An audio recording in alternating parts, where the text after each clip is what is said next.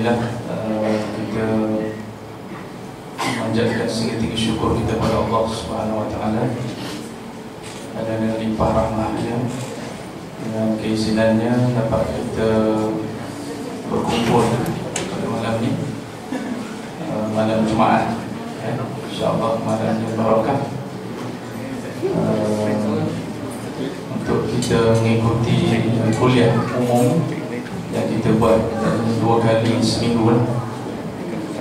2 minggu sekali. 2 minggu sekali. InsyaAllah Ustaz boleh dapat. Jadi InsyaAllah pada malam ni Ustaz akan menyampaikan tafsir surah Al-Kahfi, surah Al-Kahfi ayat 60 hingga ayat 82. Jadi kalau kita tengok ayat-ayat tu daripada ayat 60 hingga 82 tu menceritakan satu kisah, iaitu kisah Nabi Musa AS yang berjumpa, yang pergi nak belajar, nak belajar orang yang lebih mengetahui, orang yang diberi ilmu oleh Allah Subhanahu Wa Taala, seorang hamba Allah yang lain, iaitu Nabi Khidir.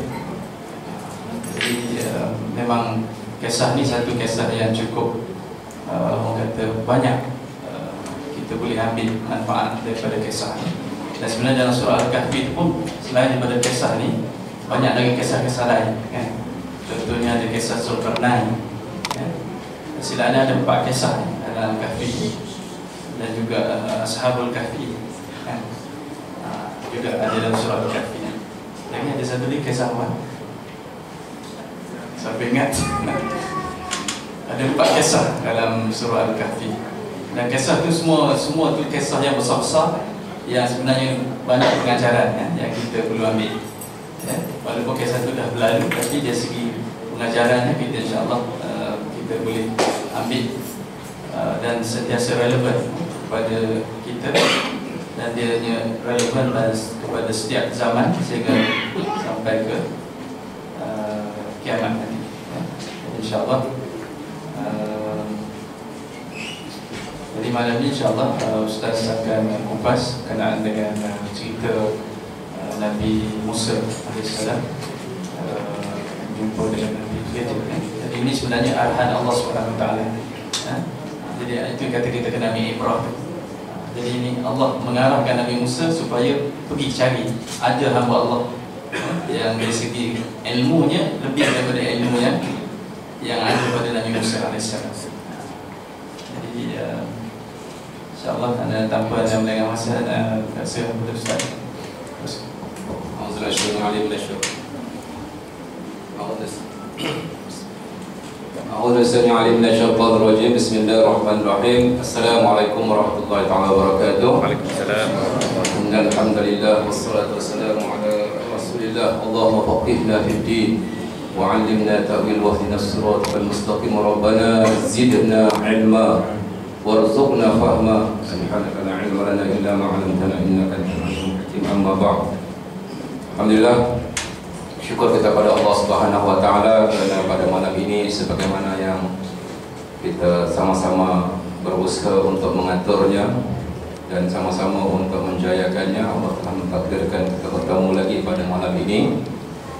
Dan sebagaimana disebutkan oleh sahabat saya tadi, Wan, kita akan membicarakan tentang kisah yang cukup terkenal yang kita semua telah mendengarnya, tetapi kita ingin melihat daripada beberapa sudut yang perlu kita sama-sama fahami.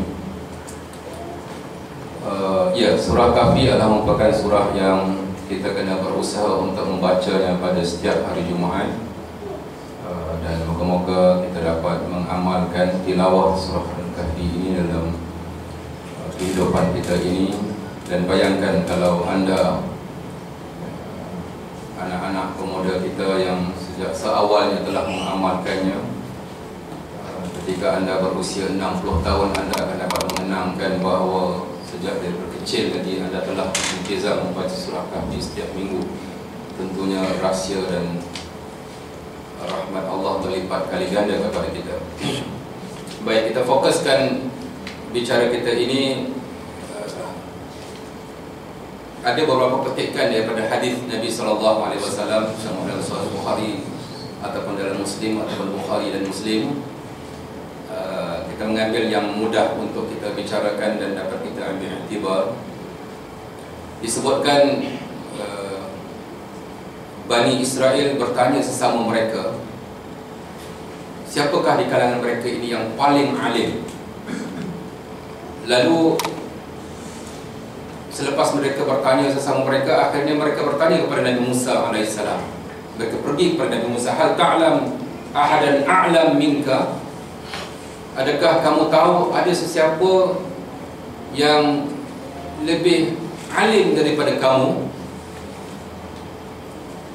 Nabi Musa AS menjawab, qala la. Nabi Musa kata, tidak. Berarti seolah-olah dialah yang paling alim sekali. Okey. Ataupun dalam riwayat yang lain pula, ayyun nas a'lam. Ketika Nabi Musa direct ditanya pada dia, siapa adakah manusia mana yang paling alim sekali? Nabi Musa menjawab, faqal, dalam keadaan dia Nabi, dan bila dia Nabi berarti dia mendapat wahyu daripada Allah. Lalu dia menyangka dialah yang paling alim sekali sebab mendapat ilmu direct daripada Allah Subhanahu Wa Taala. Dan ketika Nabi Musa AS jawab, faqala ana alam, aku yang lebih alim. Lalu Allah SWT menegurnya. Kerana Nabi Musa jawab ana alam, aku lebih mengetahui. Sebab Nabi Musa kita menyangka dia sedang bercakap dengan Bani Israel sahaja. Tetapi Allah SWT menegur Nabi Musa dengan mengatakan, kerana Islam yarud al-ilm ilai, kerana dia tidak mengembalikan urusan ilmu kepada Allah Subhanahu Wa Taala. Sepatutnya Nabi Musa diajar mengatakan Allahu a'lam. Tapi ya, sebagai manusia, Nabi Musa menyangka bahawa itu soal jawab antara sesama manusia untuk meyakinkan Bani Israel itu. Namun begitu Allah SWT menegur. Dan kalau kita lihat hadis yang sebelum itu, hal ta'lam ahadan a'lam minka, dan qala la fa'auhallahu ila Musa, lalu Allah SWT mewahyukan kepada Musa, bal abduna Khidir, berarti bahkan hamba kami yang bernama Khidir. Baik, seolah prosesnya ialah perbualan, supaya ini adalah merupakan satu perkara yang sangat penting. Bagi saya, kita semua kena membezakan antara alim, orang yang mengetahui itu, dengan orang yang ataupun proses ta'lim dengan proses tarbiyah. Dua benda yang sama-sama kita kena fahami. Proses ta'lim dan proses tarbiyah. Di situ ada satu benda yang akhirnya kita nanti sama-sama pada malam ini dapat membezakan. Baik. Lalu Allah Subhanahu Wa Taala selepas daripada peristiwa itu, Allah SWT pun memberikan arahan-arahannya kepada Nabi Musa supaya Nabi Musa berangkat untuk mencari Nabi Khidir ini di lokasi-lokasi yang tertentu. Dan akhirnya sampailah kepada ayat yang ke-60, 61 dan 62 surah Kahfi ini. Dan ketika Nabi Musa telah melalui satu kawasan, wa idh qala Musa li fatahu la abrahu hatta abluwa majma'al bahraini aw amdiya huquba. Cuba perhatikan ayat ini. Dan ingatlah peristiwa ketika Nabi Musa berkata kepada temannya, aku tidak akan berhenti berjalan. Aku tidak akan berhenti berjalan sehingga aku sampai di tempat dua laut itu. Maknanya untuk bertemu dengan Khidir. Au amdiya huquba, akan aku berjalan terus bertahun-tahun. Apabila Allah SWT memerintahkan kepada Nabi Musa untuk mencari Nabi Khidir, iaitu mencari guru, menjadi pembimbing, mencari murabbinya itu, semangat yang mesti ada kepada orang yang nak mencari bimbingan, mencari ilmu ini, semangatnya mestilah seolah-olah seperti mana yang disebutkan oleh ini, aku tidak akan berhenti berjalan. Sehingga aku sampai di tempat pertemuan dua laut, iaitu tempat lokasi checkpoint di mana disitulah akan bertemu dengan Nabi Khidir. Dan kalau aku tak sampai kat situ, aku akan terus berjalan walau bertahun-tahun. Ya. Dulu saya pernah menyebutkan bahawa kita semua ini kena menjadi manusia yang tercari-cari. Kita membaca surah Al-Fatihah, ihdinas siratal mustaqim, tunjukkanlah aku ke jalan yang lurus. Walaupun kita merasa kita telah alim, kita telah baik, kita telah jumpa jalan ini, tetapi semangat kita mesti apa? Tunjukkanlah aku ke jalan yang lurus. Tercari-cari.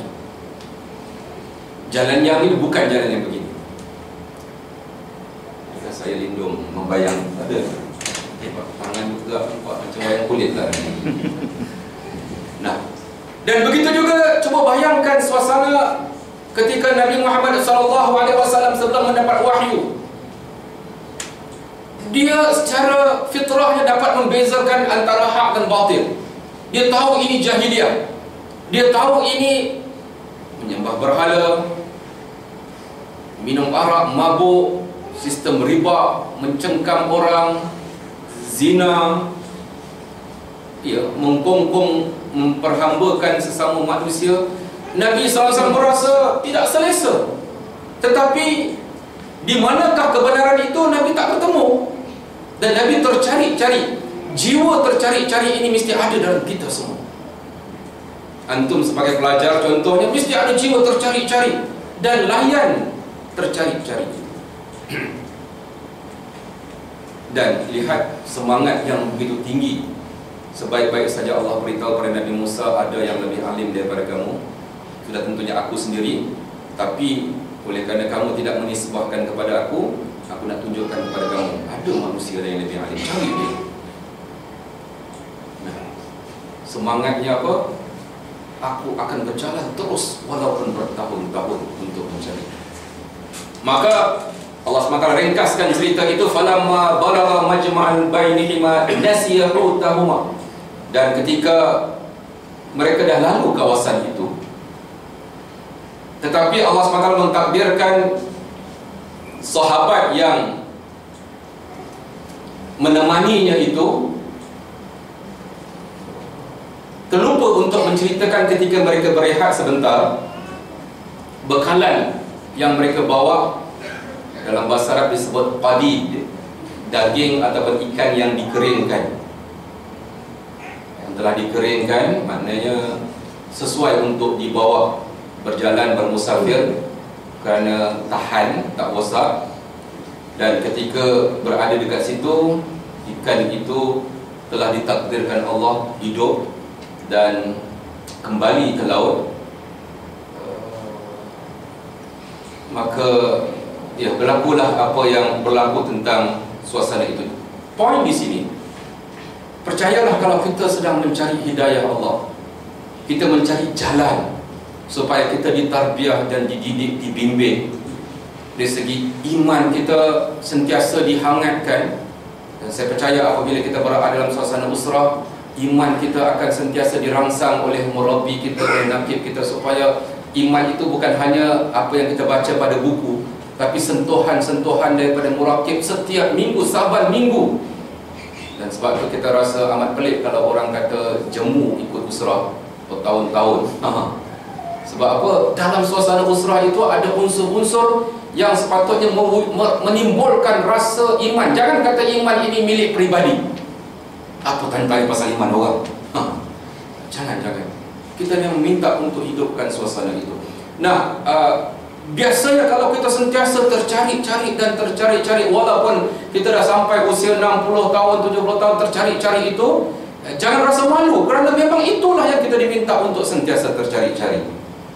Dan biasanya akan berlaku peristiwa-peristiwa yang tidak boleh kita lupakan dalam hidup kita. Ketika kita nak pergi usrah, ketika kita ini, akan berlaku perkara-perkara yang luar biasa. Dan begitu juga berlaku pada Nabi Musa AS. Berlaku kepada kisah Nabi Musa AS ini. Bayangkan ikan yang telah mati boleh dihidupkan balik dan kemudian kembali ke laut semula.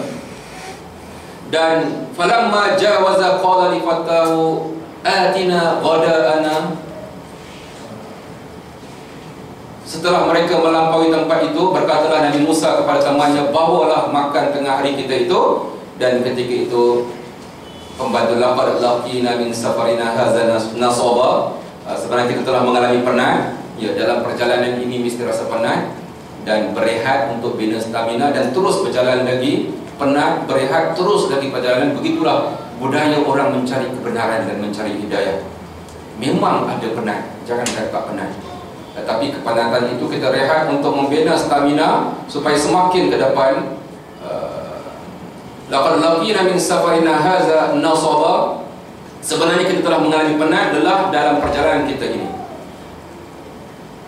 Dan ketika ditanya pasal makanan itu, barulah pembantunya, qala ara'aita iz awayna ila as-sakhrati fa inni nasitu al-huta wa ma ansani illa syaitan. Temannya berkata, tahukah apa yang telah terjadi ketika kita berehat di batu besar, tempat dua pertemuan laut itu? Sebenarnya aku lupa hal ikan itu, dan tiadalah yang menyebabkan aku lupa daripada menyebut halnya itu melainkan syaitan. Biasanya kalau kita nak dapat hidayah, pertama kita akan mengatakan mesti ada benda-benda pelik yang kadang-kadang berlaku, yang tersentuh, yang kita rasa ini perkara yang luar biasa, dan Allah SWT sengaja memberi pengalaman itu pada setiap orang. Kadang-kadang wajar kita ceritakan, kadang-kadang tak wajar kita ceritakan, kita rahsiakan. Dan yang keduanya, biasanya syaitan dia akan cuba melupakan kita, dan dengan tersilapnya kita itu, Allah SWT akan buka pintunya lagi besar. Tapi pepatah Melayu kata, kita belajar daripada kesilapan. So nak banyak ilmu, banyak-banyak buat silap. Jangan gunakan kaedah macam tu kan. Cuma nak katakan biasanya begitu. Allah SWT dalam mana-mana kajian research yang kita tengok, manusia ni kalau jadi hebat, dia nak naik ke atas, biasanya dia down sekejap, lepas tu dia naik balik. Down sekejap, naik balik down. Biasanya begitu. Dan ketika keadaan yang seperti ini, ya terlupa, bukan satu sekali, tapi dia menyebabkan bahawa yang menyebabkan aku lupa dan aku rasa bersalah tidak menceritakan kepada kamu wahai Musa tentang peristiwa ikan tadi, yang menyebabkan aku terlupa ialah syaitan. Dan sebagai pemimpin, kesilapan anak buah ya perlu ditegur supaya anak buah mempelajari di atas kesilapan itu. Tetapi rupa-rupanya kadang-kadang kesilapan itu mematangkan kita. Ya, kita rasa bersedih, rasa bersalah di atas kesilapan, tetapi jangan fikir tentang bermain, oh inilah buat salah, tak maju ke depan. Kita nak kesilapan yang sama ada kita lakukan ataupun anak-anak usrah, anak buah kita lakukan, kesilapan itu sebenarnya biasanya Allah takdirkan untuk kita melonjak jauh ke hadapan lagi, semakin ke hadapan.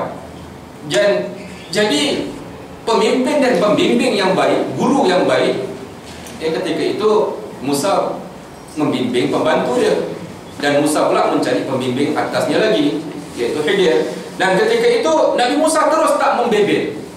Nampak tak? Pemimpin yang baik dia tak. Bila anak buah dah mengaku, dah beristighfar dan menyedari bahawa kesilapan ini disebab syaitan yang menyebabkan dia terlupa untuk sampaikan report, mengkhabarkan tentang peristiwa ikan itu yang kembali dengan keajaiban itu, pemimpin bila dah tahu anak buah dia sedar, terus fikir ke hadapan.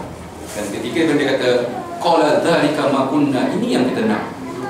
Bukan kita nak kau buat silap lagi, tapi sebenarnya inilah yang menyebabkan bahawa peristiwa itu dia nak supaya apa? Tahukah apa yang telah sebenarnya aku lupakan hal itu, dan dia adalah yang menyebabkan aku lupa, syaitan tadi, melainkan syaitan. Dan ikan itulah mengelusur menempuh jalan laut dengan cara yang menaju. Fartadda ala atharihim qasasa, ayat yang berikutnya. Dan ketika Nabi Musa berkata, itulah yang kita kehendaki, mereka pun balik semula ke situ dan menurut jejak yang mereka telah lalui, kembali ke kawasan itu. Sebab Nabi Musa pun terlupa bahawa dia sedang mencari di dua pertemuan sungai ataupun laut, dan dia terlupa di situ, sibuk untuk mencari ke depan, dan Allah SWT, dan rupa-rupanya Nabi Khidir telah berada di situ.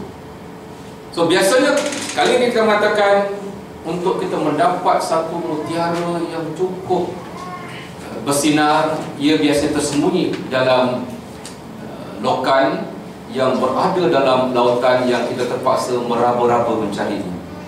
So, jangan kita rasa untuk mendapat hidayah ia dibentangkan dengan permaidani merah, tetapi biasanya kita akan melalui beberapa liku dan akhirnya kita bertemu dengan keajaiban yang cukup biasa dan akhirnya kita akan membuat keputusan. Baik. Terjadi.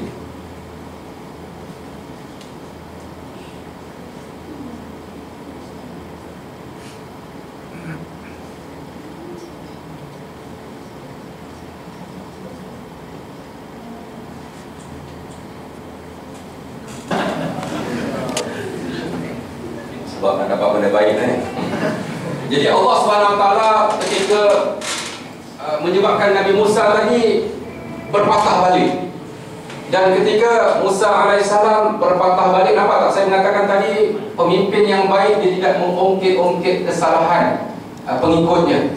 Selepas anak buah dia sedar dan beristighfar dan menisbahkan bahawa saya memang terlupa, dan lupa saya ini disebabkan oleh syaitan yang menyebabkan saya terlupa seolah dia beristighfar, Nabi Musa terus fikir ke hadapan. Dan Nabi Musa kata itulah sebenarnya yang kita cari, iaitu kawasan pertemuan dua laut ataupun dua air tadi. Maka dia pun kembalilah ke situ, dan akhirnya bertemulah dengan Nabi Khidir yang kalau setengah-setengah ulama-ulama tafsir yang mentafsirkan dengan panjang dan lebar, dia menceritakan bahawa sebenarnya Nabi Khidir dah ada kat situ, dan dia saja duduk kat situ, dan Allah SWT hijabkan sehingga tak nampak. Dan bila tak nampak, dia biar mentarbiyah. So proses tarbiyah ini, dia bukan hanya memberikan bahan ilmu. Nabi Musa AS mula belajar apabila seawalnya, bila orang tanya siapa lebih alim, man huwa a'lam, siapa lebih alim, katakanlah Allah lebih alim. Prosesnya telah bermula di situ. Dan kemudian bila mencari Nabi Khidir, bersabar, tenang mencari itu juga bukan proses.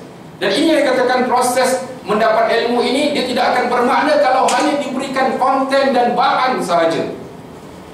Sebab tu dalam proses tarbiyah, dalam jemaah ikram ini, kita bukan hanya bercakap pasal konten, buku apa, kitab apa, bahan apa, itu adalah sebahagian daripadanya. Tetapi proses tarbiyah itu, bagaimana ilmu itu dipindahkan supaya ilmu itu menjadi ilmu yang bermanfaat. Bukan hanya untuk direkod dan disimpan dan berseronok dan berbangga dengan ilmu itu. Bukan itu sahaja. Berarti proses kita pergi usrah, jangan hanya pergi usrah setengah-setengah kata pergi usrah tak dapat ilmu. Saya rasa itu gambaran yang tidak tepat. Kerana kita pergi usrah bukan sahaja nak ilmu. Ya, kita nak ilmu, tapi bukan sahaja. Proses kita datang, start motor itu, kemudian Allah takdirkan hujan, basahnya kita itu, proses tarbiyah telah berjalan. Kena pula motor kita hilang pula, kena pula PowerPoint hilang pula, itu semualah merupakan proses-proses.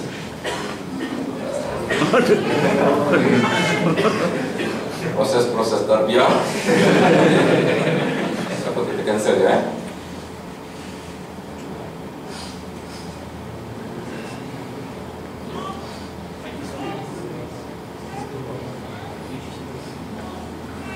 Panjang pula perjalanannya. Buka berita.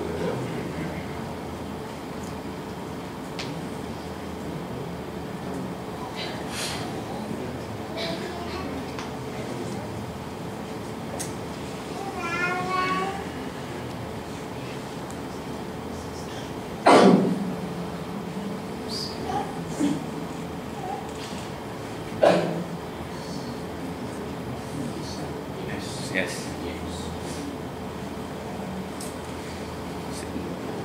Moga-moga sabar dalam menuntut ilmu. Ya. Kita katakan tadi bahawa proses itu adalah merupakan sesuatu yang berjalan, dan ia bukan hanya ketika konten itu, tetapi pengalaman-pengalaman itu adalah merupakan bahan tarbiyah. untuk membina seseorang itu supaya menjadi hamba Allah yang paling bertakwa.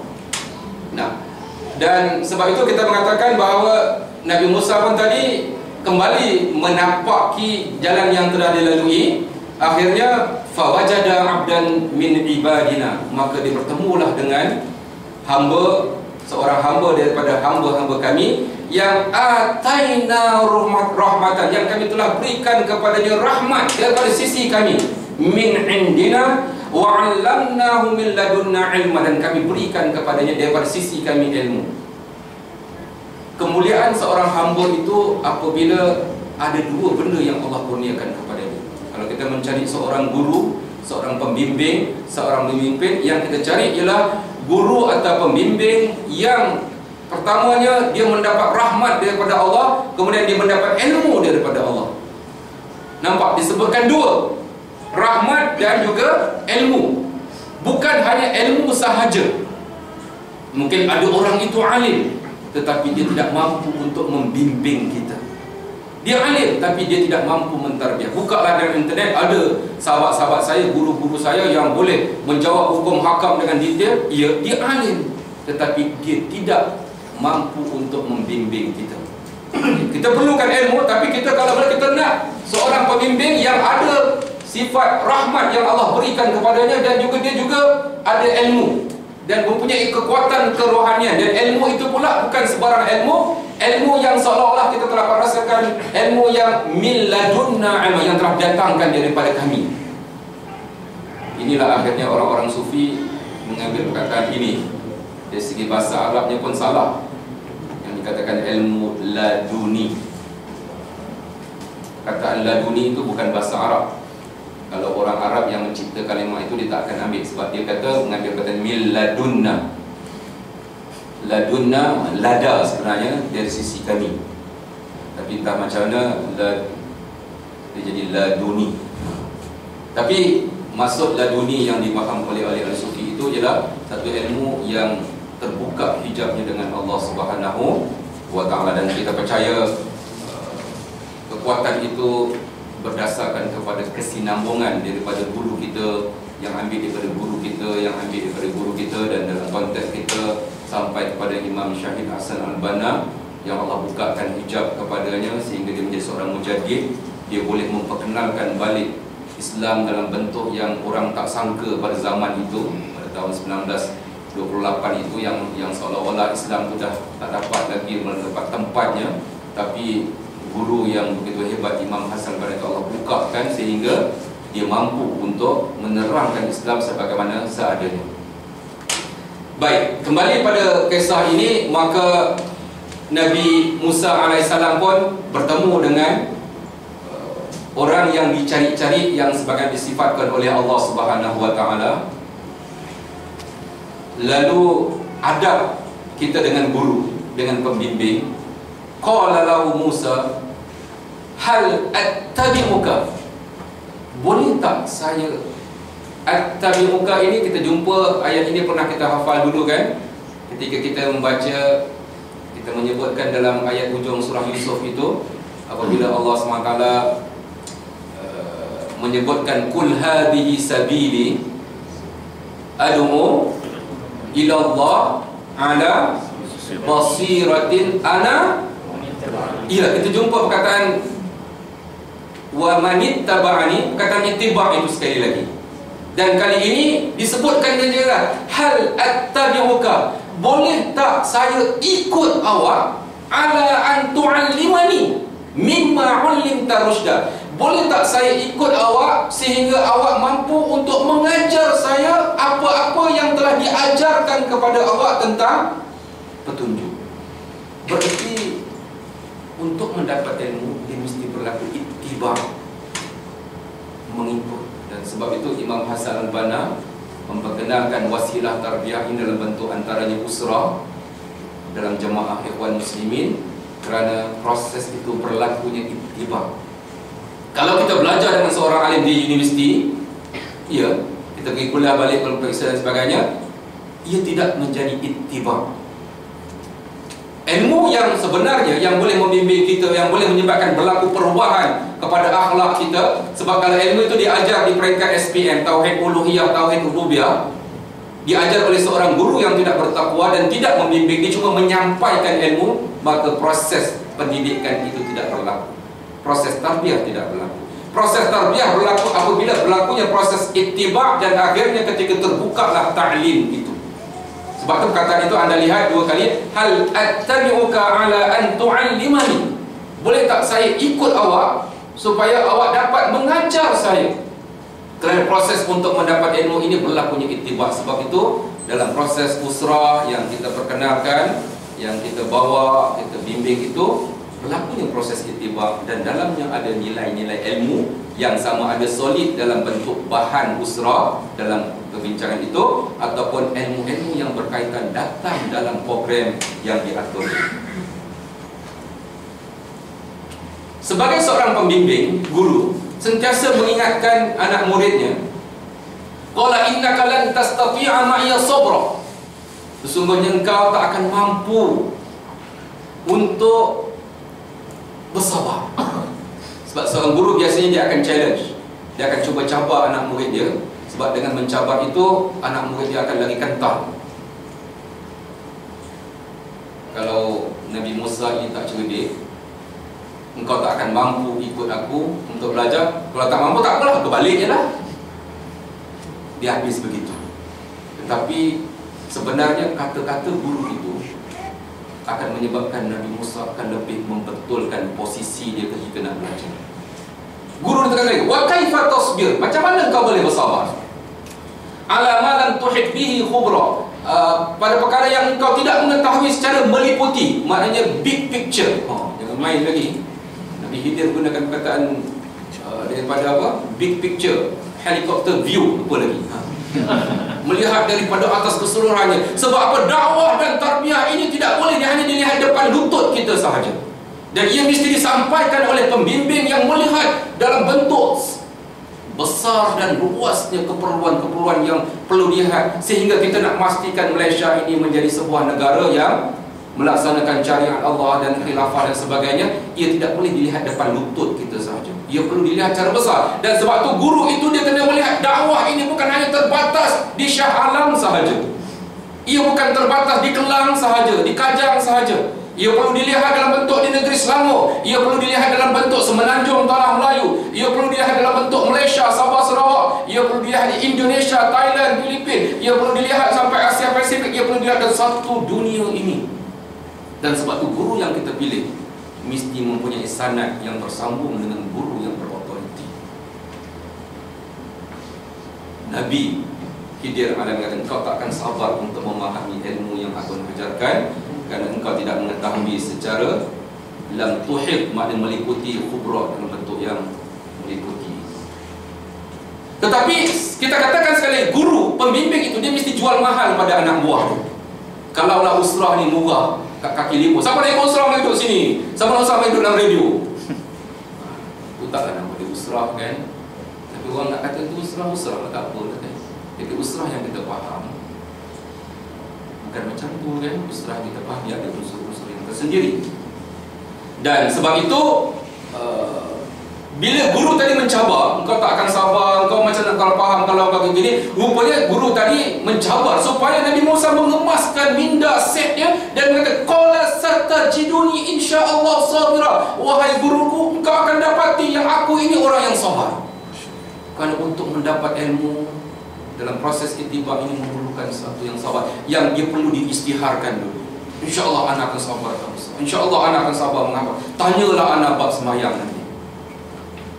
Sebab apa? Dalam usrah kita akan ditanya, hantar semayang 5 waktu cukup? Semayang kat mana? Kat rumah ke dekat masjid? Semayang seorang diri ke berjemaah? Semayang kat masjid semayang juga, tapi datang lambat, jadi semayang seorang-seorang.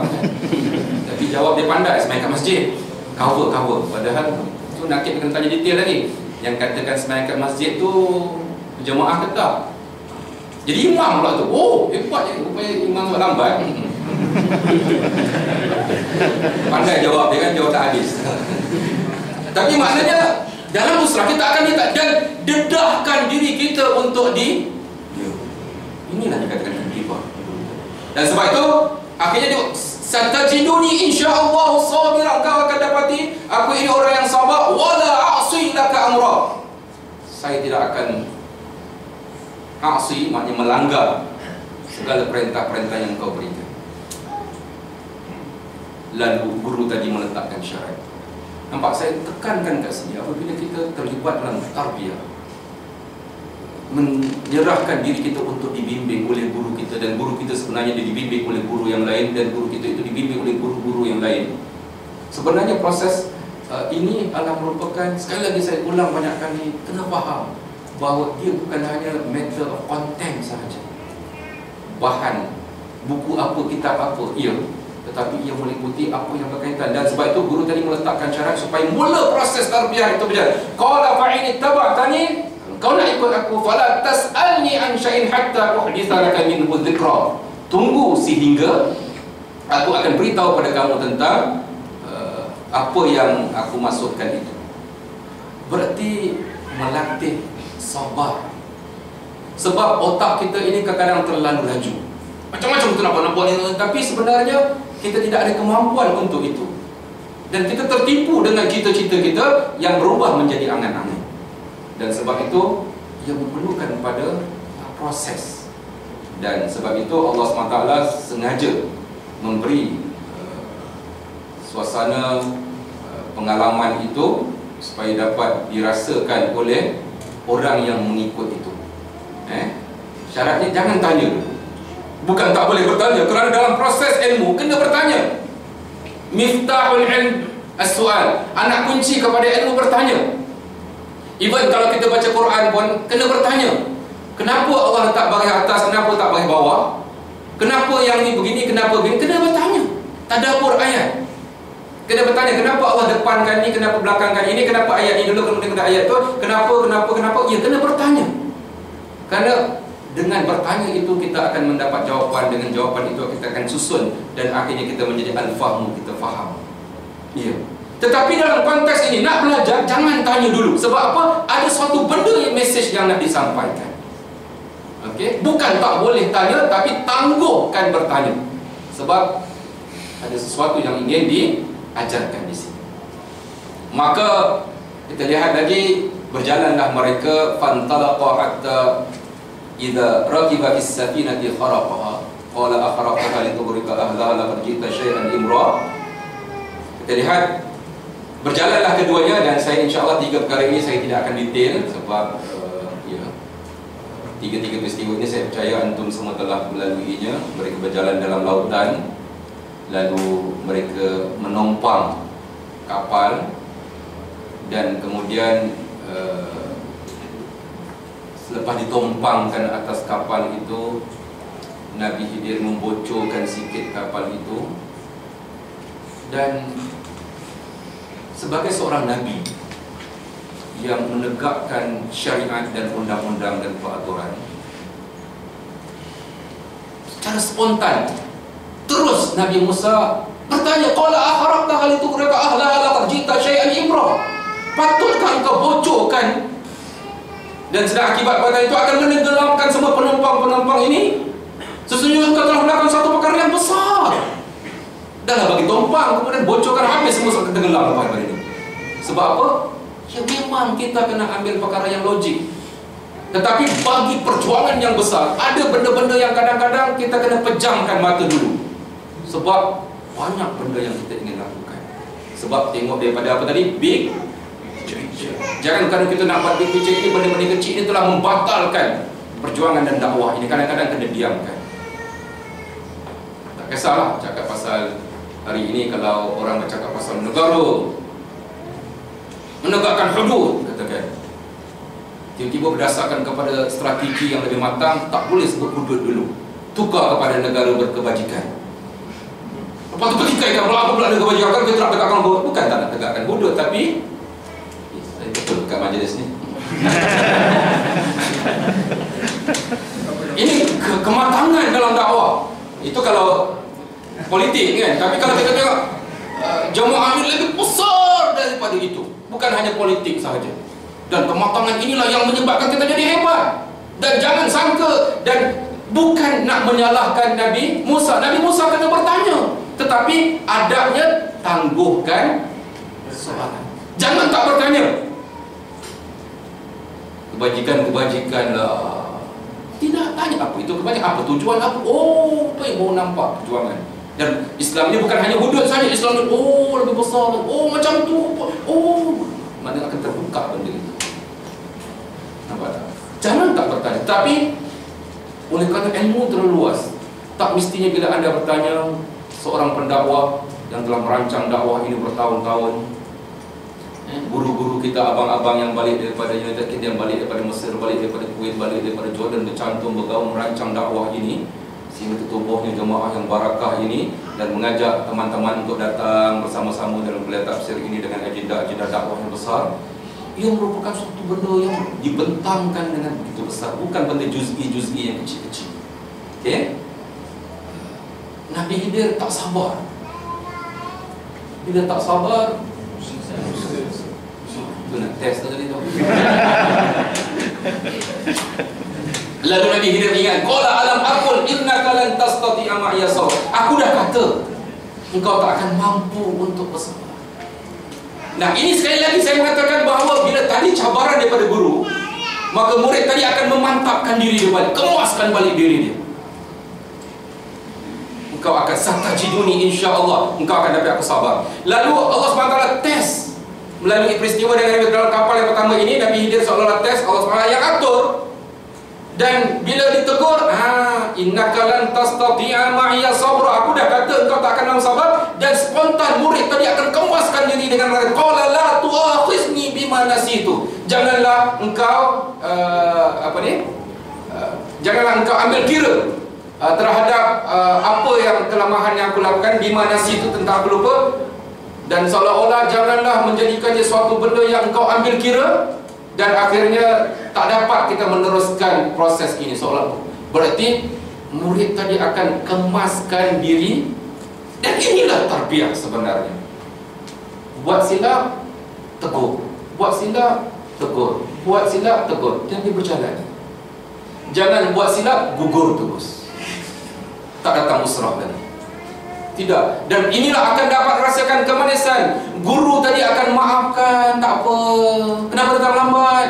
Tadi gini. Okey, tak apa, insya-Allah kita kemaskan lagi. Kenapa tak hafal lagi? Tadi sibuk macam-macam lah kita mereka alasan. Tak apa, lain kali kita cuba lagi. Minggu depan ada lagi kan? Jadi maknanya rasa manis guru memaafkan anak murid buat salah lagi. Lepas tu kita dah buat salah, dikeluarkan makan pula lagi kan. Makan manisnya, masya-Allah. Okey, maknanya itu yang kita cuba gambarkan. Dan Nabi Musa berkata, janganlah engkau marah akan daku disebabkan aku lupa akan syarat kita itu, dan janganlah engkau memberati daku dengan sebarang kesukaran dalam urusanku nak menuntut ilmu ini. Nampak tak? So anak buah kena pandai negotiate dengan nakib dia.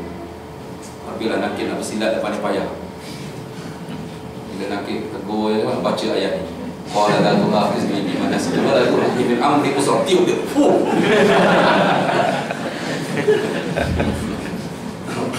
Agak pandailah nanti menggunakan strategi baru ya. Baik. Kemudian fantalaqa hatta idza laqiya. Kisah yang kedua pula ya. Kita dah tahu qala aqatal, dia bunuhnya, faqatalahu qala aqatalta nafsan zakiyatan bi ghayri nafsin laqad jita syai'an nukra. Kemudian keduanya berjalan lagi sehingga apabila mereka bertemu dengan seorang pemuda, lalu ia membunuhnya. Bunuhlah tu. Nabi Musa berkata, patutkah engkau membunuh? Sebab Nabi Musa ini Nabi, dia orang syariat. Dia terpaksa bercakap dan dia kena bercakap. Cuma sekali lagi, murabi yang dihantar oleh Allah dalam isu itu, yang dia nak ajar itu, ya, melatih dia supaya bersabar, jangan tanya dulu. Membunuh adalah satu benda yang bukan hanya kecil, satu benda yang sesungguhnya engkau telah melakukan satu perbuatan yang mungkar. Ditegur guru dia. Tapi jangan pula para nakib mengambil ini untuk menghalalkan apa-apa. Ini hanya untuk guru kis Khidir dengan Nabi Musa. Jangan juga ambil dalil ni pula para nakabah. Jangan buat benda yang tak senonoh. Lepas tu kata inilah rahsia jemaah ini. Jangan pandai salah guna. Dan sekali lagi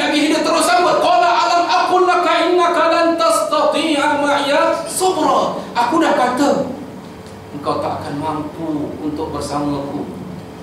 Sabar bersamaku.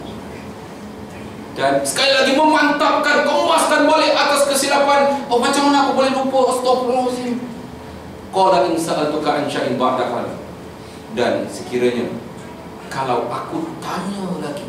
Nampak, ini perkataan-perkataan yang mendisiplinkan diri. Fala tusahibni, maka engkau tak perlulah teman aku. Qad ballaghuka min ladunni uzra. Ia menjawab, bukankah aku telah, yang kita telah sebutkan tadi. Dan Nabi Musa berkata, jika aku bertanya kepadamu tentang sebarang perkara sudah ini, maka janganlah engkau jadikan aku sahabatmu lagi. Berarti ketegasan. Manusia tetap manusia, tetapi kita kena bercita-cita sampai ke peringkat berazam. Sampai ke peringkat bukan hadisun nafs. Lepas hadisun nafs apa dia? Tak, tak ingat dah. Nasib ada catatan sini Bukannya taradud. Okey. Lepas taradud apa dia? Yang 50-50 tu, lepas taradud apa? Alham. Lepas tu baru dia apa? Azam. Dan inilah Nabi Musa menunjukkan keazaman yang jitu. Fala tusahibni, tak payah lagi kau menemani aku untuk aku nak mencari ilmu itu. Memang ya, seolah macam tu. Dan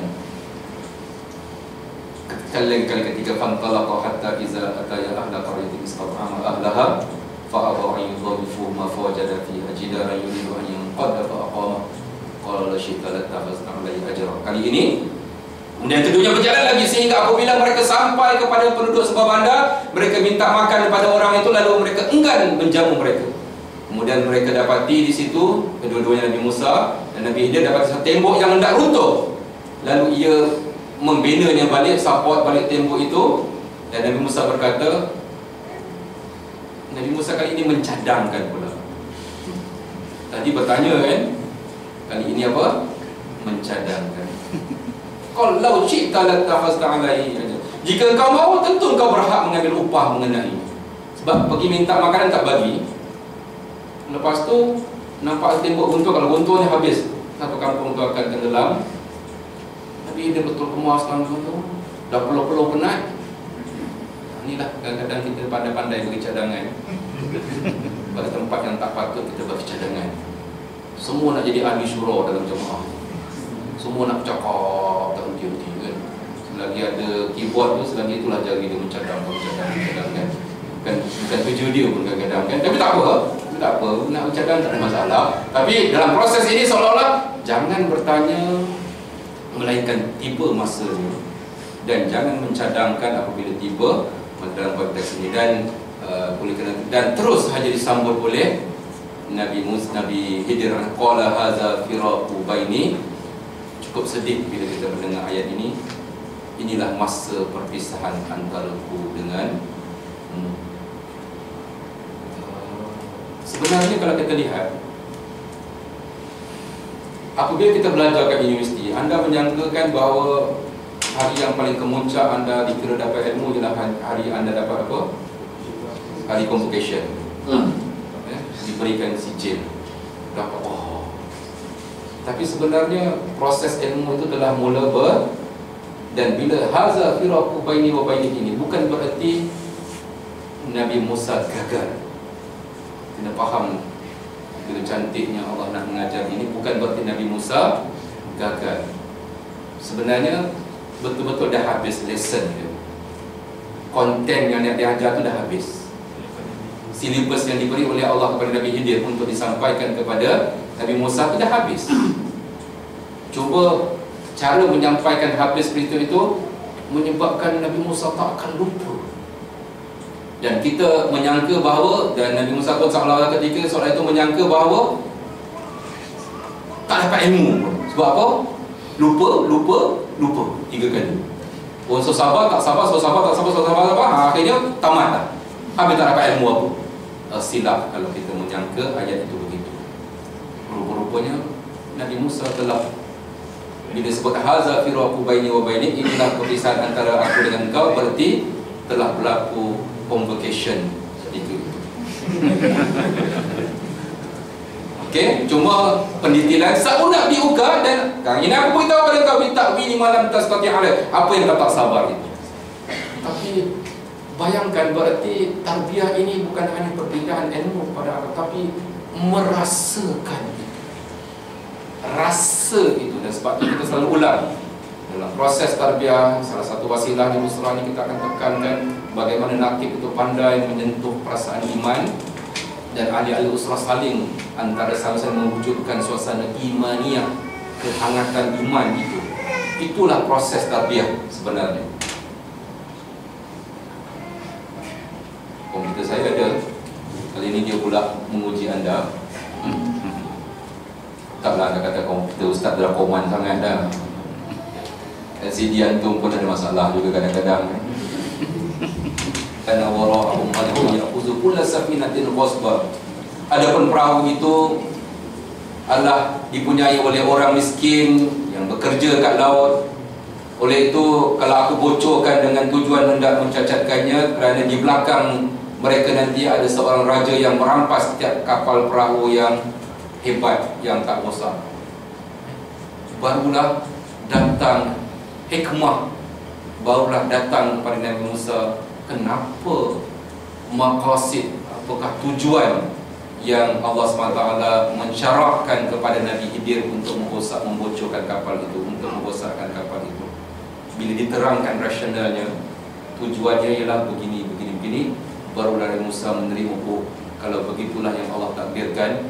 Dan rupa-rupanya Allah SWT beritahu pada engkau, dan Allah Ta'ala beritahu pada aku. Dan memanglah engkau ini yang dikatakan mendapat ilmu rahmatan, mendapat rahmat daripada Allah, dan mendapat ilmu min ladun daripada Allah SWT.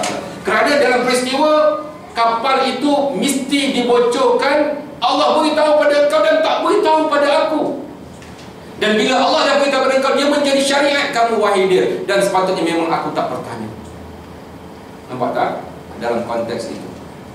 Wa amal ghulam fa aradna an yubdilu ma rabbuhuma khairan minhu zakatan wa aqrara. Dan adapun pemuda itu, kedua iapanya adalah orang yang beriman, maka kami bimbang bahawa ia akan mendesak mereka melakukan perbuatan yang zalim dan kufur, dan sebab itu dia dimusnahkan, anak itu dibunuh supaya apa? Dia tidak merosakkan. Kerana peristiwa itu diberitahu oleh Allah pada, dan tidak diberitahu pada Nabi Musa alaihissalam. Amal jidar, dan begitu dia kisah tembok itu, fakana li gulamain yatimain fil madinah wa kana tahtahu kanzun lahum wa kana abuhuma salihah fa arara rabbuka an yablu ashuddahuma wa yastakhrija kanzahuma rahmatan min rabbik. Sekali itu, wa ma fa'altu an amri zalika ta'wilu ma lam tasti' alaihi sabra.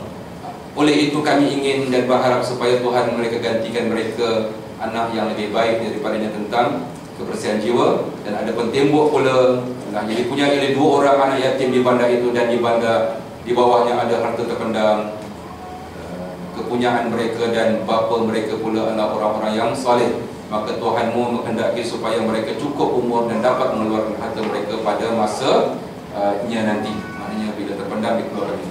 Perkataan yang kasih dikatakan demikianlah penjelasan tentang maksud dan tujuan perkara-perkara yang engkau tidak dapat bersabar mengenainya. Dan ingatlah, aku tidak melakukan menurut fikiranku sendiri. Wa ma fa'altu an amri, bukan fikiranku sendiri, tapi ia adalah merupakan sesuatu yang telah disampaikan, diwahyukan oleh Allah kepada khusus dalam perkara itu.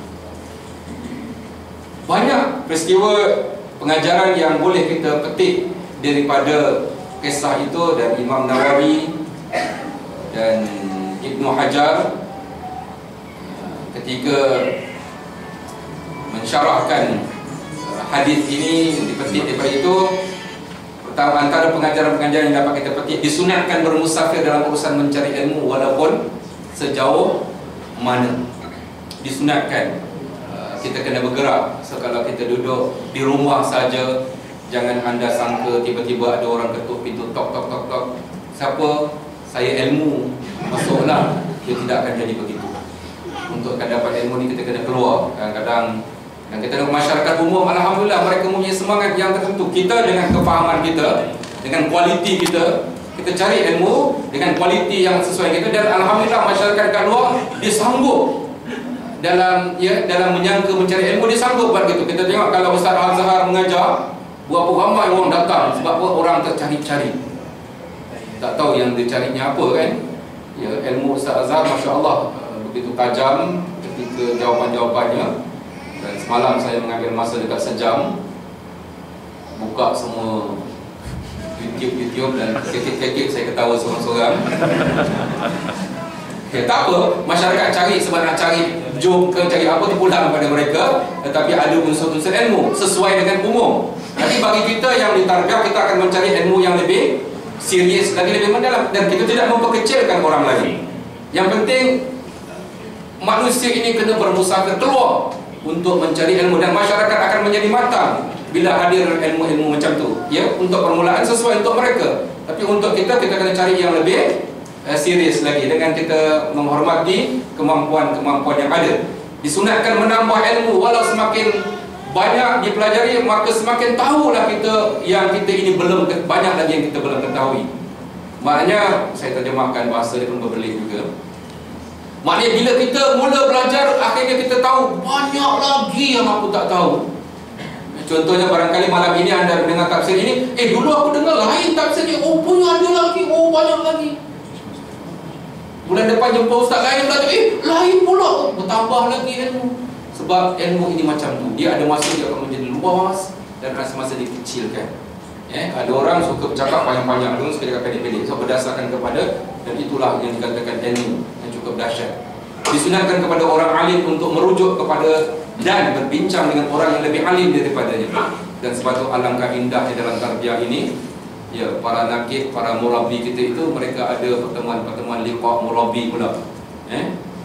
Pertemuan antara orang-orang yang bawa usrah tu, dia diketemukan dalam satu majlis, dia pula dibutuhkan, dan kemudian dia, guru dia pula bertemu lagi, dan akhirnya proses itu memang kita aturkan begitu.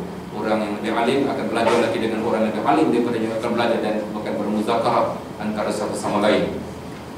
Bagus untuk mempelbagaikan bekalan ketika bermusafir. Pun dapat pengajaran. Nabi Musa bawa bekal apa?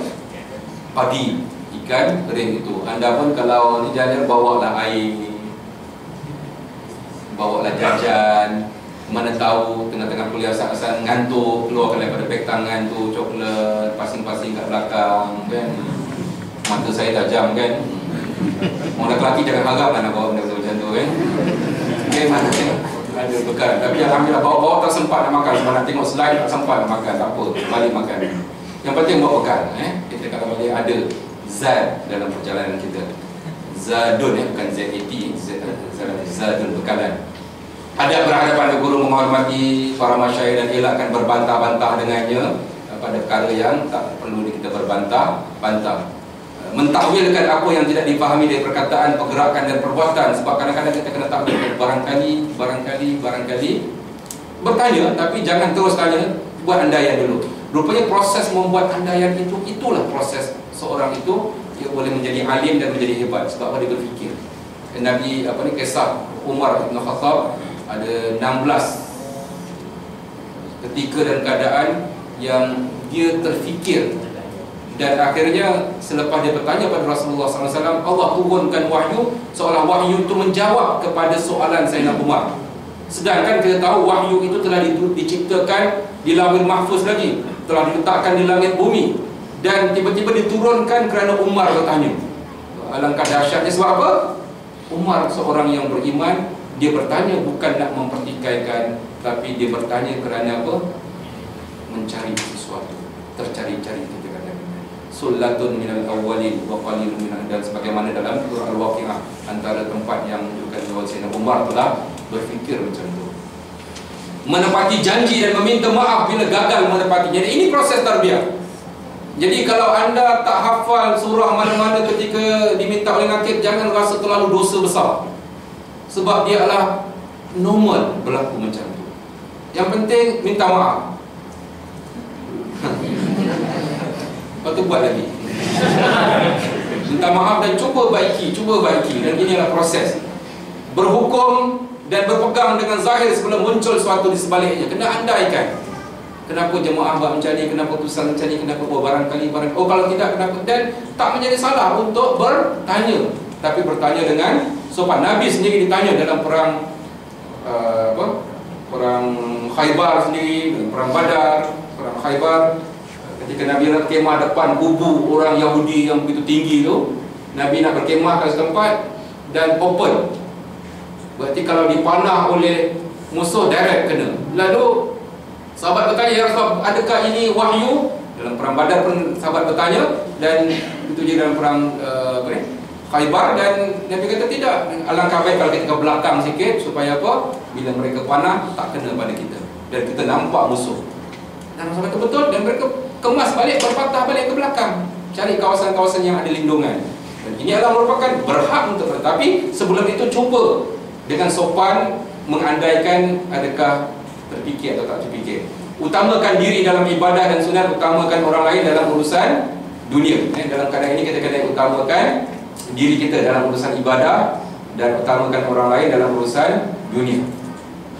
Pengajaran, banyak lagi pengajarannya, antaranya harus memberi khidmat kepada guru dan melaksanakan hajatnya tanpa upah.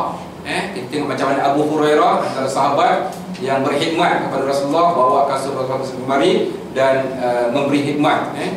Sebab tu kalau kita nampak nakib kita bawa barang ke, nampak guru kita bawa barang, offer untuk apa? Tolong bawa.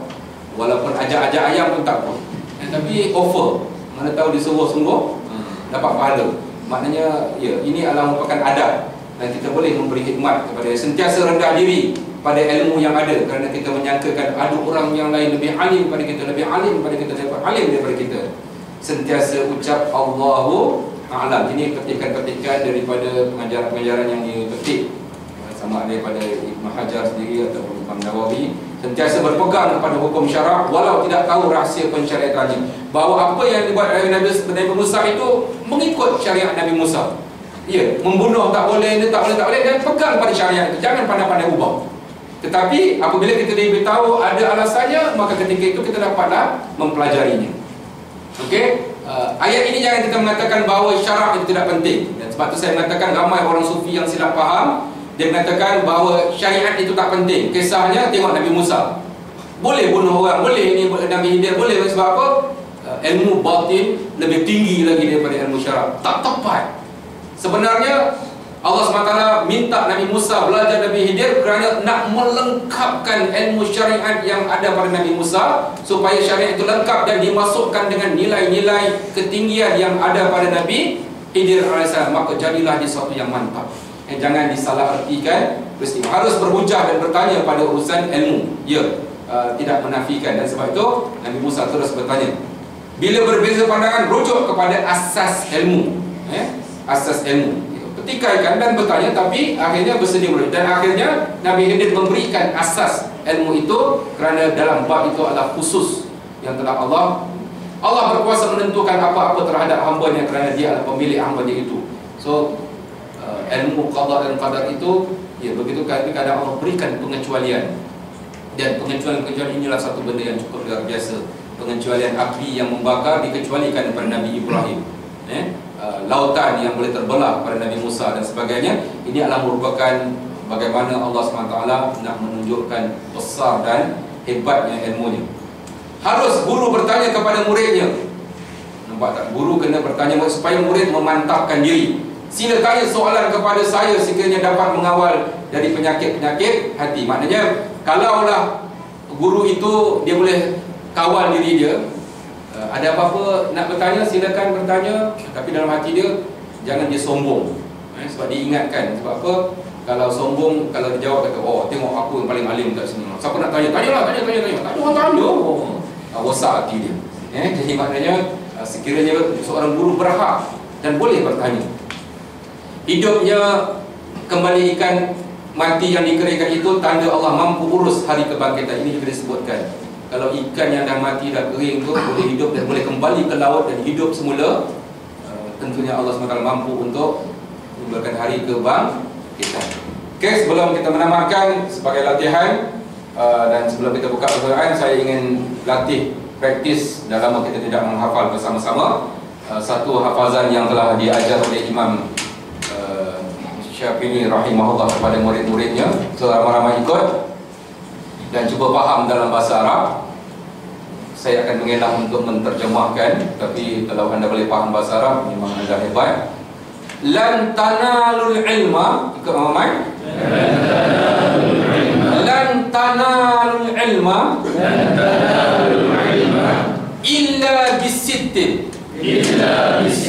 Tolong dengan jari anda. Lan tanalul ilma illa bisittin. Sittin maknanya apa? Hebat semua nak tanya, tak apa tadi tapi sebab dikatakan boleh bertanya, tanyalah saya. Kamu tak akan dapat mengecapi ilmu melainkan dengan apa? Apa dia? Zakaun. Kata zaki, intelligent. Zakaun. Wa hirsun. Sebaik-baiknya jangan tulis dulu. Ingat dulu, lepas tu baru tulis. Ya, ada seperti yang kita sebut Nabi Khidir mana dia catat apa Nabi Khidir, Nabi Muhammad SAW ketika dia wahyu mana dia. Sekejap Ibrahim dia catat satu pelan-pelan dia catat. Ada Okey, lihat tekan MP3 dulu, MP4 ada. Cuba saja cuba berlatih otak kita. Lan tanalul ilma illa bisittin. Lan tanalul ilma. Kamu tak akan dapat ilmu illa bisittin. Zakaun wa hirsun. Zakaun wa hirsun. Hirsun maksudnya minat, tercari-cari tadi. Hirsun apa nak cakap tu? Oh, nak cakap tercari-cari. Apa lagi? Kalau hukumnya apa lagi? Tak sabar nak tahu. Zakaun wa hirsun. Lan tanalul ilma illa bisittin. Zakaun wa hirsun. Wa malun wa ijtihadun. Zakaun wa hirsun. Wa malun wa ijtihadun. Malun maknanya apa? Harta. Wa ijtihadun, sungguh-sungguh. Lan tanalul ilma illa bisittin. Zakaun wa hirsun. Wa malun wa ijtihadun. Wa tulu zamanin. Betul? Tawil panjang. Waktu buat tangan macam tu. Seorang buat anak murid tengok. Wa tulu zamanin. Wa suhbatu ustazin. Wa tulu zamanin. Zaman kan? Maknanya mesti ada period, tempoh yang panjang. Ada period. Wa tulu zamanin. Wa suhbatu ustazin. Mana suhbatu?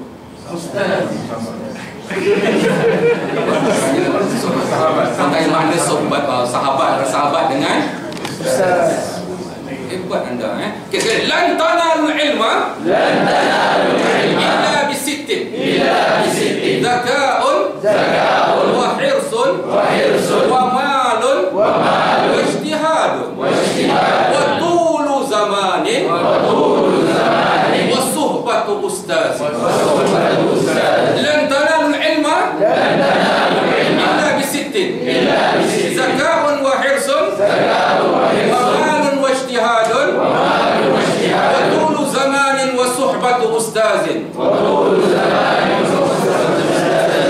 Orang yang nak pahala besar dia berdiri, yang lain ikut. Besar ni pahala tu. Dan kalau dia berubah IA lagi dapat pahala. Jangan sangka orang yang lancar tu dapat pahala banyak. Orang yang lancar tak dapat pahala sebab dia tak bersusah payah. Dia bangun, sobat ustazin. Pahala tak banyak. Dia kata nak wah. Itu malaikat bagi bertubi-tubi pahala pada dia. Okey, cuba bismillah. Berdiri dengan berani. Seorang pendakwah, seorang pemimpin berani, dan dia tak malu depan orang ramai. Ini kalau macam nak berdakwah, malu dah ni nanti kalau boleh nak masuk kepala dalam baju, kan? Okey, cuba bismillah. Bangun dia berdiri. Langkahnya hanya dengan bangun saja. Bismillah, cepat. Tak kira yang muda ke, yang berumur ke, yang mulakan ya Allah. Ni lah orang Melayu kan, dia malam datang kuliah duduk diam-diam dia tu tertanya pula. Bismillah, cepat dapat pahala ni, bukan senang dapat pahala. Bismillah, cuba je. Ya, alhamdulillah. Apa ikut? Illa bisitin. Sambung. Lagi dia pasang bola tu. Zakat pun. Wa hirsun. Wa malun. Wa ijtihadun.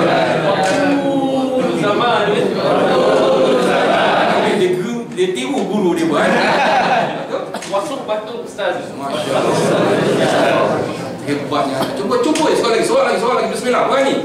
Agak-agak rasa nafas tak cukup tu pasing kat orang lain. Pun belajar ni. Ada orang berani buat macam tu kan. Kreatif. Okey? Nampak, kalau anda bangun saja semangat itu ada, otak anda menjadi tajam. Tapi kalau anda tak mencuba, otak kita ditumpul. Cuba. Otak yang tajam tu dia hebat. Cepat-cepat. Bismillah. Soal lagi sebelum kita akhir. Dia kalau alhamdulillah. Lan tanalul ilma illa bisittin. Zakatun wa hirsun wa malun wa ijtihadun wa tulu zamanin wa suhbatu ustazun. Ustaz. Dah nilainya. Okey, lagi soalan. Bismillah. Akhwat akan tak ada. Jangan bagi alasan suara itu aurat. Untuk mendapat keyakinan, semua proses-proses itu merupakan proses tarbiyah. Jadi tidak ada pemisahan. Jadi kita tengok bagaimana proses tarbiyah yang cukup lengkap. Ya Allah Subhanahu Wa Taala nak beri kepada Nabi Musa. Jadi banyak. Dan juga kita tengok di sana, sebenarnya ada perbezaan di antara yang tersurat dengan yang tersirat. Jadi kita tengok Nabi Musa banyak tengok benda tu dari segi yang tersurat. Dari segi mata zahir dia nampak macam tu, yang tersurat. Tapi ilmu Allah SWT beri kepada Nabi Khidir, ada benda yang tersirat. Di sebalik tu ada benda lain, ada ilmu lain yang lebih tinggi.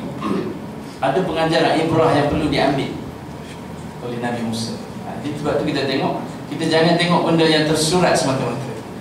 Kadang-kadang benda yang tersurat tu ada benda yang tersirat di belakangnya yang perlu kita ambil. Sebab tu kita tengok benda yang zahir berlaku, kita tak boleh terus ambil itu sebagai kesimpulan. Contoh orang yang mati syahid. Orang mati syahid ni kita tengok teruk kan, kena tombak ke, kena tembak habis muka dia punya. Kalau tengok Syekh Ahmad Yasin tu, dia punya kepala tu kan pecah habis semua kan, tengok nampak otak dia tu kan, teruk lah, keadaan teruk. Itu yang tersurat, yang kita nampak macam teruk kan. Tapi yang tersiratnya di sisi Allah SWT syurga, lebih tinggi lagi daripada apa yang kita nampak pada darah-darah. Ini yang kita perlu ambil pengajaran, insyaAllah.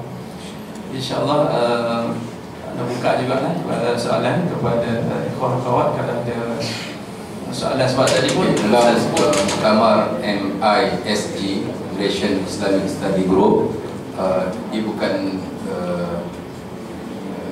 MISG sahaja, tapi muktamar itu bergabung dengan IMSA, satu pertubuhan Indonesia.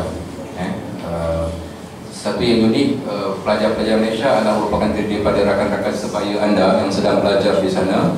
Tapi pelajar masyarakat Indonesia ialah masyarakat yang bekerja di sana dan berkeluarga. Jadi orang-orang yang dah berumur.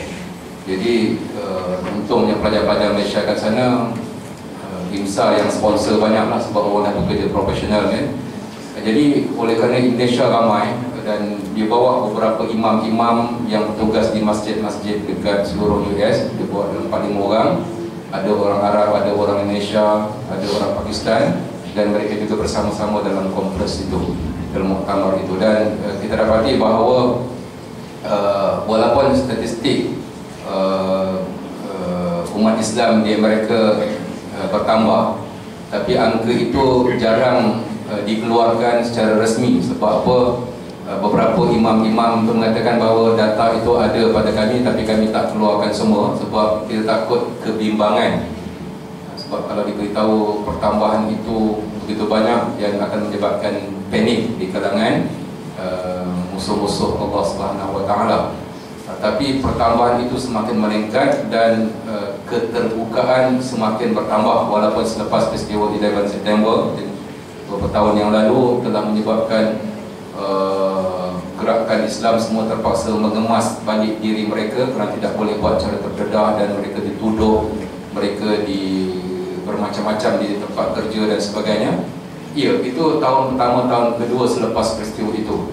Tetapi rupa-rupanya simpati orang kepada Islam semakin meningkat dengan peristiwa-peristiwa yang berlaku di dunia dan sebagainya. Rupa-rupanya penduduk dunia khususnya di Amerika ini sedang mencari-cari ganti, dan apabila berlakunya swing yang berlaku di Mesir dan di negara-negara lain, seolah menunjukkan bahawa selama ini gambaran buruk mereka terhadap negara-negara Arab memang buruk sungguh gambarannya, kan. Mereka tengok bagaimana Saddam Hussein menzalimi, mereka tengok bagaimana Sadat dan perangai tak senonoh, foto jijiknya perangai Arab dan sebagainya.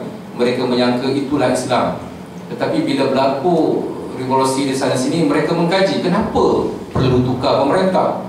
Dan selama ini mereka tak tahu, mereka menyangka itulah fawda ataupun kelang kabutnya, itu semua disebabkan oleh Islam. Tapi bila berlaku revolusi, mereka mengkaji kenapa rakyat ini nak tukar. Rupa-rupanya dah berpuluh-puluh tahun rakyat itu ditipu oleh pemerintah-pemerintah itu, dan akhirnya rakyat bangkit. Dan akhirnya mereka nampak bahawa Islam itu tak seperti mana yang mereka sangka. Dan akhirnya mereka mengkaji dan akhirnya ramai orang nak kembali kepada Islam. Dan ini adalah satu fenomena yang cukup menarik. Dan beberapa imam-imam yang ada Indonesian yang dah 10 tahun duduk di sana, 15 tahun duduk di sana, dan beberapa Egyptian yang juga hadir yang duduk sama, dia menceritakan bahawa mereka sering dijemput untuk berforum dengan non-Muslim dalam bermacam organisasi. Dan di masjid dia boleh katakan setiap minggu sekurang-kurangnya, kalau di salah satu masjid yang sahabat saya jadi imam, dia kata dalam seminggu sekurang-kurangnya mesti ada 3 orang masuk Islam, dia kata. Di masjid dia saja. Dia kata kalau tak ada, dia kata pelik, kenapa tak ada? Tiba-tiba ada orang datang nak masuk Islam, dia kata, kan. Dia presentasi, dia kata paling kurang seminggu 3 orang, dia kata.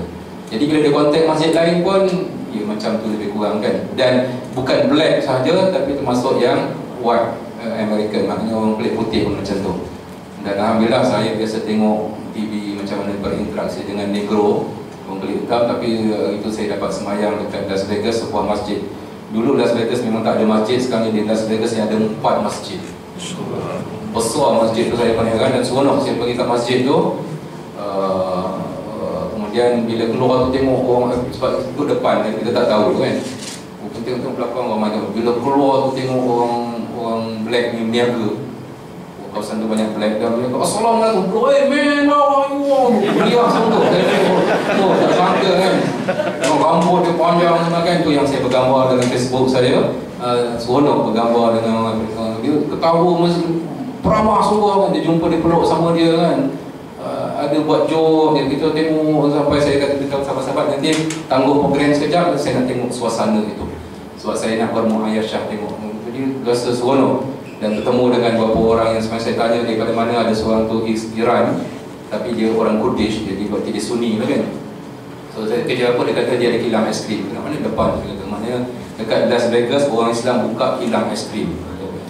Jadi maknanya mereka berniaga, mereka di sana mudah dapat kerakyatan, kan. Jadi dapat kerakyatan dan mereka hidup dan komuniti itu berkembang. Dan bila mereka berkumpul sama, mereka buat masjid.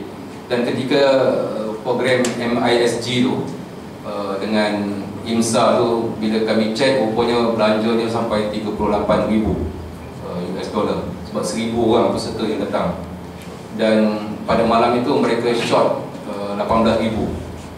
Dan bila sama-sama Indonesian saja ni, bila diisytiharkan saja short 18,000, mereka buat collection pada malam itu. Datuk Laturan semua mereka buat collection, yang mereka minta 18,000 tapi mereka dapat 30,000 pada mula-mula. Dan duit itu dihantar pula ke masjid-masjid. Maknanya, dan kita lihat perkembangan ini adalah merupakan perkembangan yang cukup menarik. Dan inilah kita kata manhaj taghyir dalam Islam. Dia memula dengan penyebaran dakwah, kemudian meningkatkan kualiti umat Islam, dan akhirnya bumi Amerika itu akan berubah dalam keadaan yang saya rasa berbondong-bondong. Wallahu a'lam. Amin. Dan kisah yang seperti itu, dia ada beberapa tesis-tesis yang membuat kisah yang saya baca juga, tesis master dan sebagainya. Dia menunjukkan bahawa perjalanan itu bertemu di dua lautan, berarti di situ checkpointnya, dan mereka terus bertolak naik kapal. Sebab itu Allah sengaja pertemukan kat situ supaya berjalan di atas air, dan suasana cemasnya itu lebih ketara. Sebab apa? Baru bertemu dengan guru, dan kemudian guru itu pecahkan kapal, yang maknanya bukan menyebabkan keunikan di atas tanah, tapi takut-takut kapal itu tenggelam dan akhirnya mati semua. Bukan hanya menyebabkan penumpang atas kapal itu mati, tapi mereka berdua pun boleh tenggelam juga. Jadi sentakan itu menyebabkan satu sentakan yang besar. Sebab apa? Biasanya dijadikan spark kan, bila kita nak tahu ada benda yang pelik berlaku. Dan rupa-rupanya bila diterangkan sampai sampai waktu perjalanan atas laut itu menyebabkan Nabi Musa bertanya, apa rasanya, kenapa kan. Jadi bila dah itu barulah mereka turun ke darat, sambung balik, pusing balik kalau kita tengok di kawasan itu, dan pusing balik dan menceritakan tentang kisah-kisah yang berikutnya. Ada disentuh sikit, tetapi of course benda ini adalah bukan susunan Allah Subhanahu Wa Taala, dan manusia hanya boleh mengagak saja. Tapi untuk pergi lebih detail lagi tu, saya rasa bukan kat sinilah. Nanti kita banyak bincang ilmu laduni lebih daripada ilmu harakah. Ada dibahaskan.